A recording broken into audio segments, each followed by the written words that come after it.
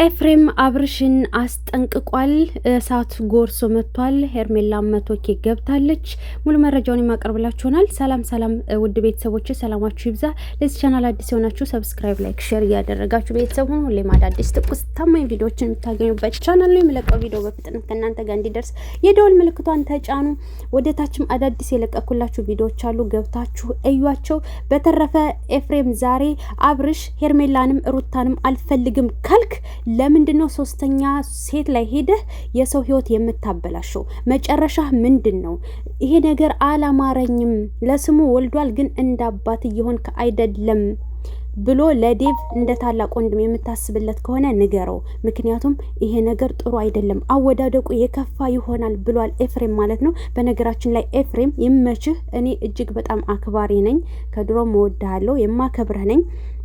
ሲቀጥል ሀሳብህ ለዛሬው እኔ እጅግ በጣም ደጋፊ ነኝ ማለት ነው። ምክንያቱም ይሄ ነገር ጥሩ አይደለም። ለሄርሜላም ተስፋ ይሰጣታል አብርሽ፣ ለሩታም ተስፋ ይሰጣል። ለሶስተኛዋ ሴት ደግሞ ተስፋ ይሰጥና የሰው ህይወት የምታበላሸው ለምንድን ነው እያለ ነው። አዎ አብርሽ አሁንም ቢሆን ወደ ራስ ሳትመለስ፣ ወደ ራስ ሳትረጋጋ የሴቶችን ስም አጥፍተህ አሁን ደግሞ ድጋሜ የሌላ ሴት ህይወት የምታበላሸው ሴቶቹ ራሱ ምን እንደነካቸው አላቅም። የአብርሽ ላይፍ የተደበቀ አይደለም፣ ሚስጥር አይደለም፣ በአደባባይ የሚታይ ነው። ስለዚህ አንቺ ሴቷ ራሱ ለምን ማየት እንዳቃተሽና ምን አስበሽ ምንስ ቢልሽ ነው ይሄን ያክል አሁን አፈቀርኩ ወደድኩ እያልሽ እንግዲህ ሙዚቃ እየለቀቅሽ ነው ያለሽው ማለት ነውና ማለቃቀስሽና መሰበርሽ የማይቀር ነው። ግልጽ ነው። ለፍተሽ መና እንደምትሆኚ ግን ከወዲሁ ማወቅ አለብሽ። ሄርሜላ እና ሩታም ያው እንግዲህ ታርቀዋል።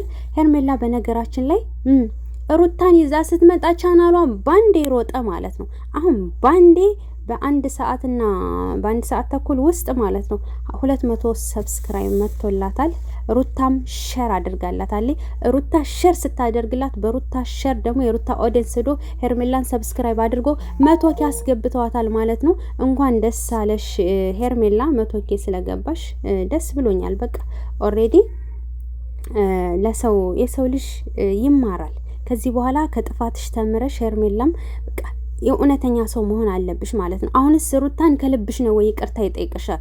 ሩታ ይቅርታ ስትታረቅ ከልቧ ነው። ይኸው ባንዴ ነው የድሮውን ቂሟን ረስታ ባንዴ ነው ሸር ያደረገችላት። አያችሁ አይደለ?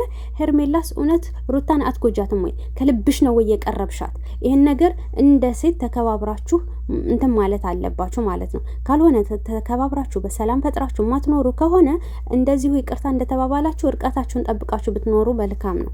እኔ ሩታ እንደዚህ ባንዴ ይቅርታ ስትል እኔ አስደንግጠኛለሽ። በነገራችን ላይ ማለት ባንዴ ሰው እንድሽ ምናምን እና ሄርሜላ እንግዲህ ቻናሏ እይታ የሌሎች 300K 200K ሲታይ የሷ ከ100K ብዙም አያልፍም የነበረ።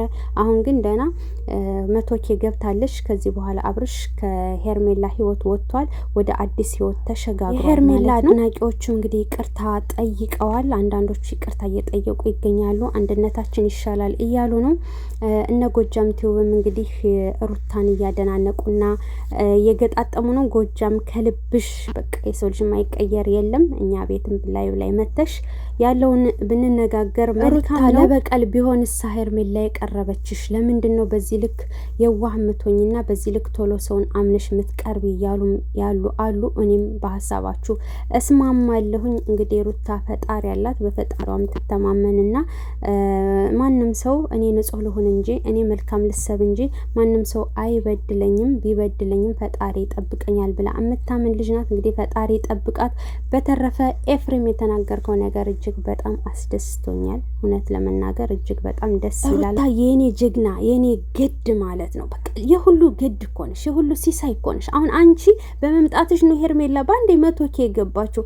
ሼር ስታረጊው ኦዲየንስ ቶሎ ብሎ ሄዶ 100K አስገባት። ይሄን ያክል ነው መልካምነትሽና ፈጣሪ ጠብቅሽ ውዶች። በቀጣይ ቪዲዮ እመጣለሁኝ፣ ጠብቁ።